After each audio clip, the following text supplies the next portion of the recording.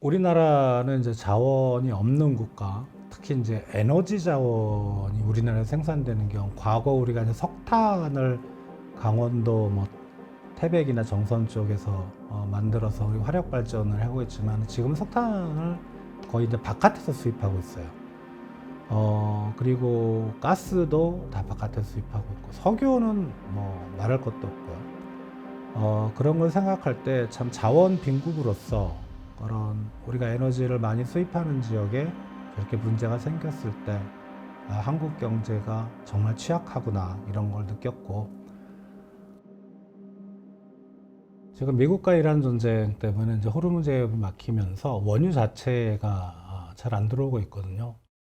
원유를 정제해야지만 나프타가 나오는데 호르무즈 해협이 전 세계 원유 수송의 한 20%를 차지하고 있거든요. 거기가 막히니까 당연히 원유가 안 들어오고 또 나프타가 만들어지지 못하니까 결국은 미국 이란 전쟁의 가장 부정적인 영향은 뭐 휘발유나 이런 자동차 연료 가격이 오르는 거에 있지만 그거보다 더 중요한 거는 어떻게 보면 우리의 생존과 직결된 나프타 가격의 공급이 크게 위축이 되니까 가격이 급등하는 걸로 이해하시면 될 것 같습니다.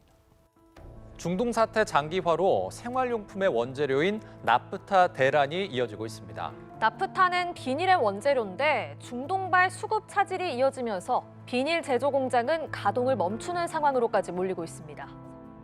나프타가 어디에 쓰이는지를 말하는 것보다 나프타가 쓰이지 않는 분야를 찾는 게 더 쉽습니다.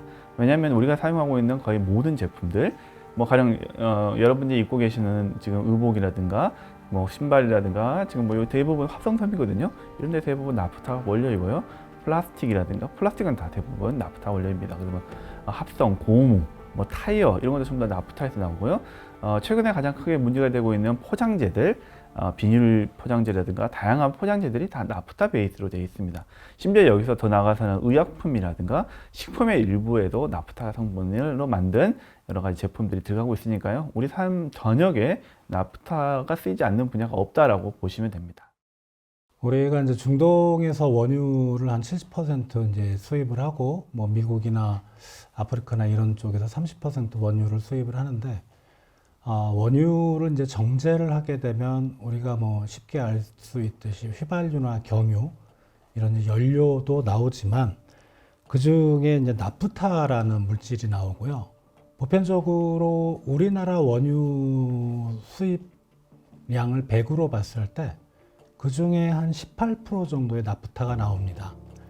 이 나프타는 이제 원유 정제를 하는 과정에서 예를 들어 뭐 휘발유 같은 경우는 이제 끓였을 때 40에서 75도 온도가 나오면 휘발유가 먼저 추출이 되고, 그 다음에 뭐 등유는 150에서 240도, 경유도 뭐 220에서 250도 정도, 나프타는 이제 75에서 150도 온도가 되면 나프타가 추출이 되는, 즉 원유를 정제 처리했을 때 나오는 물질을 나프타라고 합니다.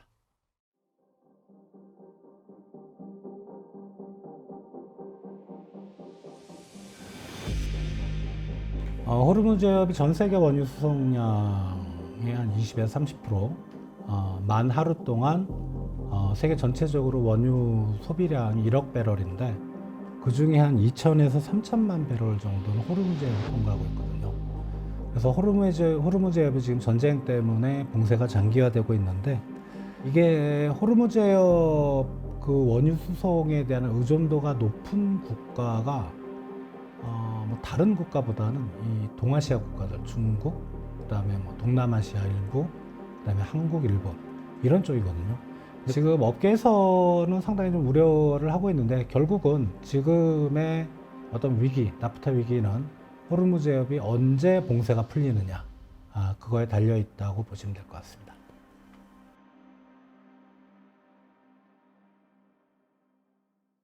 지금 미국 이란 전쟁이라는 타이틀을 잡고 있지만 이란이 미국에 대해 직접적으로 공격한 케이스는 없고, 그 주변의 산유국들, 아랍에미리트라든가 사우디아라비아, 오만이라든가 이런 원유를 주로 생산하고 수출했던 국가들의 에너지 관련 시설을 많이 공격했거든요.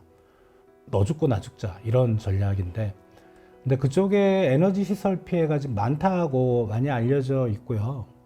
그런 것들이 한번 이제 망가지고 다시 복구가 되려면 상당한 시간이 좀 필요합니다. 필요하긴 한데 이것도 각 국의 어떤 그 자기 피해를 과장하는 그런 측면은 좀 있고 이제 그렇다 보면 실제로는 피해가 크지 않을 수도 있는데 분명한 것은 일부 에너지 관련 뭐 생산이라든가 수송 시설 이런 것들이 분명히 타격을 받았기 때문에 전쟁 이전의 어떤 그 에너지 관련 또는 나프타 관련 그런 수송량이 100%는 복구가 안 될 걸로 그렇게 생각이 됩니다. 국내 나프타 그 소비량을 봤을 때 물론 이제 국내에서 전적으로 소비되는 건 아니고 국내에서 만들어져서 나프타를 가지고 석유화학 제품이 해외로 수출되는 그런 케이스도 있고 이제 그런 걸 통틀어서 국내에서 나프타 어떤 기업 단위에서의 소비량은 100이라고 봤을 때 그 중에 55 정도는 국내에서 나프타를 만드는 거죠. 그러니까 원유를 들여와서 거기서 정제를 한 게 55, 그 다음에 나머지 45%는 우리가 수입에 의존하고 있습니다. 수입에 의존하는데 45% 중에 거의 한 30% 정도는 이 호르무즈해협, 중동 쪽에 의존하고 있거든요. 특히 2024년 기준으로 지금 아랍에미리트, 호르무즈해협 안쪽에 있는 그쪽에서 들어오는 나프타 수입 비중이 가장 큰데 그게 지금 현재 좀 막히고 있는 상황이라서 이게 이제 상당히 좀 우려되는 바고요.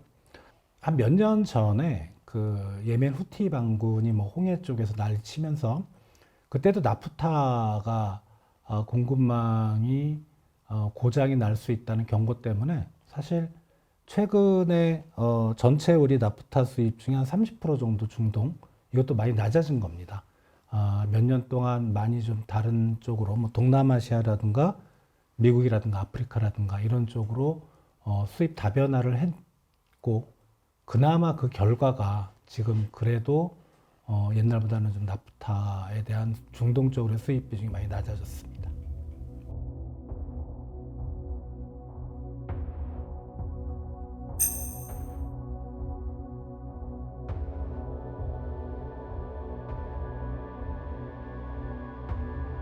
사실 호르무즈 말고도 초크 포인트라는 데가 있습니다. 이제 주로 선박으로 우리가 이제 에너지나 상품들을 교육하다 보니까 선박이 지나갈 때 아주 중요한 길목들이 있습니다. 그리고 이 길목이 막히면 이제 경제의 동맥, 경제의 호흡이 막힐 수 있는 이걸 초크 포인트죠. 목조름을 가져올 수 있는 포인트라고 하는데요. 그 중에 대표적인 곳이 호르무즈이고요. 뭐 말레카 해협도 있고, 뭐 유럽 같은 경우는 지브롤터라든가 또는 흑해에서 에게이로 나오는 해협 같은 경우들이 이렇게 해당이 되는데 그 중에서 이제 특히 에너지 쪽에 강하게 결부가 된 곳이 호르무즈다 보니까 최근 전쟁이 상당히 큰 영향을 미치고 있습니다.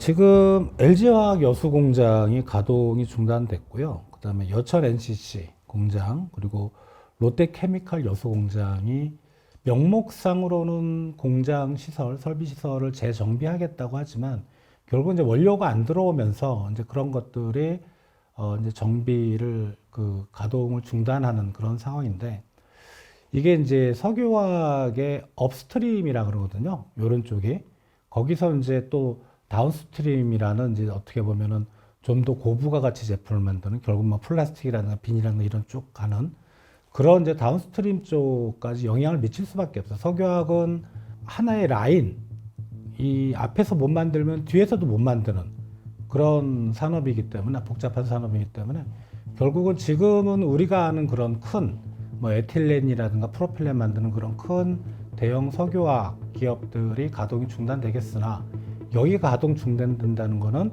이후에 단계별로 석유화학 제품을 만드는 그런 뭐 큰 기업도 있고 작은 중소기업들도 있고 그런 쪽에 가동이 중단된다는 것을 의미합니다.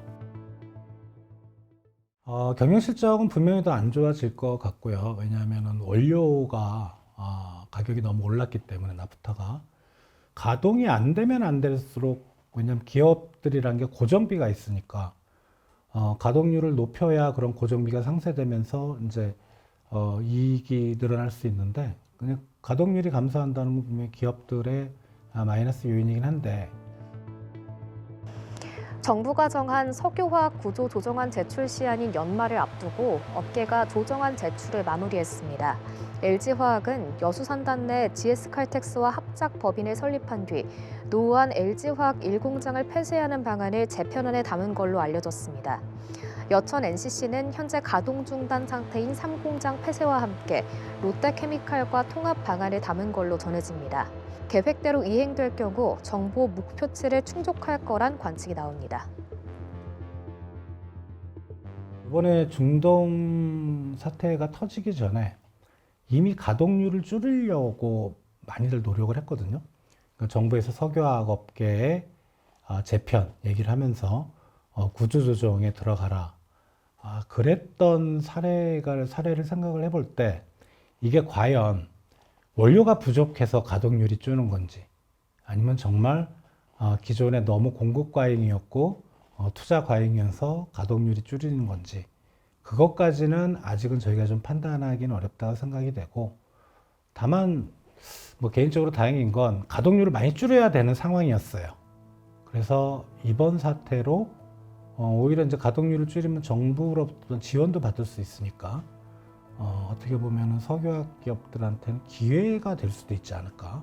근데 다만 뭐 이런 생각은 검증되지 않은 거고 실제로 이제 모든 최근에 이제 사태가 좀 끝나고 석유화학 쪽의 생산 설비라든가 생산 능력이라든가 실제로 어떻게 운영이 되고 있는지를 확인하면 기존의 가동률을 줄이려고 하는 구조조정의 영향이 얼마나 있는지 그거를 좀 판단할 수 있을 거로 생각합니다.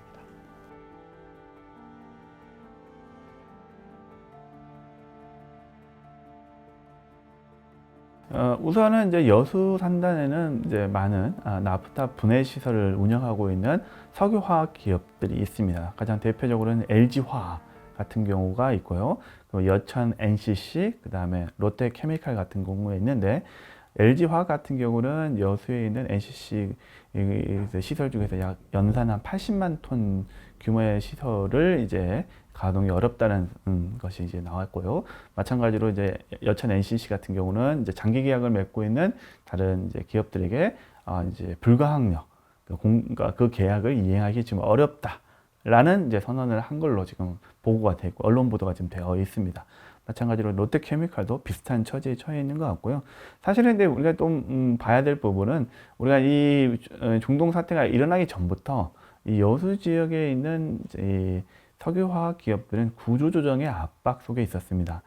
최근에 이제 석유화학 산업 전체가 불황이다 보니까 조금 이제 구조조정이 필요하다는 이런 정부나 또 이렇게 시장에서의 요구가 있었기 때문에 최근에 이제 구조조정을 준비하고 있었는데 이 사태가 터지면서 이 구조조정에 좀 더 빨리 온 것이 아닌가라고 이렇게 볼 수가 있을 것 같습니다.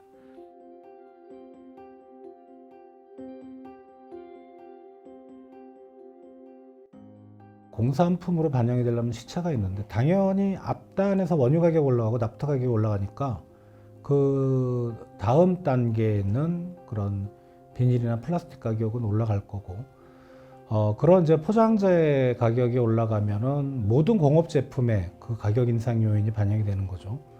예를 들어 라면만 예를 들어도 안에 뭐 밀가루라든가 스프라든가 이런 거는 가격이 안 올라간다고 하더라도 안에 스프 봉지 작은 거 그렇고 맨 바깥에 있는 라면 봉지 이런 가격이 올라가면 라면 가격도 올라가는 겁니다. 그러니까 어쩔 수 없이 그럴 것 같고 근데 아직은 어느 정도 업체들마다 어느 정도의 가격 인상 요인이 있는지는 파악하기는 왜냐하면 이제 지금 3월, 4월 두 달인데 이거는 좀 시차가 좀 있거든요. 왜냐하면 기존에 만드는 제품들은 이란 전쟁 이전에 확보된 원료 이런 것들로 하기 때문에 이제 이후에 어떤 나프타가 공급이 끊기고 정부의 얘기 말고 업계 나프타를 만드는 업계 얘기대로라면 그런 추세라면 5월 이후에 가격이 좀 급등할 걸로 생각이 됩니다. 지금 이제 4월 말이 다 지났기 때문에 5월 초까지 해서 이 전쟁이 마무리가 된다고 하더라도 당장 이 문제는 해결되지는 않습니다. 기본적으로 현재 호르무즈 사태가 지금 뭐 봉쇄 사태 때문에 지금 밀려 있는 물량도 있고, 사실 가장 큰 문제는 이제 중동 지역에 여러 이제 걸프만 국가들의 여러 가지 시설들이 과연 지금 계속 안전하게 있는지, 이게 재가동할 수 있는지 이런 것들을 확인해야 되고요. 또 그것을 확인한 다음에 우리나라 선적해서 가져오는 데는 시간이 좀 걸리기 때문에 전쟁이 5월 초에 끝난다 하더라도 한두 달 정도는 이게 어느 정도 이제 여파가 남게 되고, 그 정도는 이제 우리가 감내해야 됩니다. 근데 이거는 매우 다행스러운 우리가 이제 가장 긍정적인 시나리오고요. 가장 부정적인 시나리오는 전쟁이 끝나지 않고 이것을 장기화한다면, 지금 러시아와 우크라이나 전쟁처럼 좀 이것을 몇 년씩 끌게 되면 이제 우리는 심각한 고민을 해야 될 것 같습니다. 뭐 기본적으로 이제 나프타 생산하고 있는 설비들의 구조조정은 반드시 필요할 것 같고요. 원료 수급에 대한 여러 가지 포트폴리오를 바꾸는 작업도 해야 되고, 국민들 입장에서는 이제 플라스틱이라든가 비닐 포장의 의존도를 확연히 낮추는 작업들을 하셔야 될 것 같습니다. 이거는 상당히 고통스러울 수 있고요. 우리가 지금까지 너무 편하게 의존해 왔지 않습니까? 그 편함 정도만큼 이 고통의 크기가 커지기 때문에 상당 기간 동안에 이제 많은 분들의 이제 삶의 질이 떨어지는 문제가 좀 있을 것 같습니다. 근데 이거는 이제 가장 안 좋은 시나리오, 가장 최악의 부정적 시나리오라고 볼 수 있습니다. 우리나라는 이제 자원이 없는 국가, 특히 이제 에너지 자원이 우리나라에 생산되는 경우, 과거 우리가 이제 석탄을 강원도 뭐 태백이나 정선 쪽에서 만들어서 우리 화력 발전을 하고 있지만, 지금 석탄을 거의 이제 바깥에서 수입하고 있어요. 그리고 가스도 다 바깥에서 수입하고 있고, 석유는 뭐 말할 것도 없고요.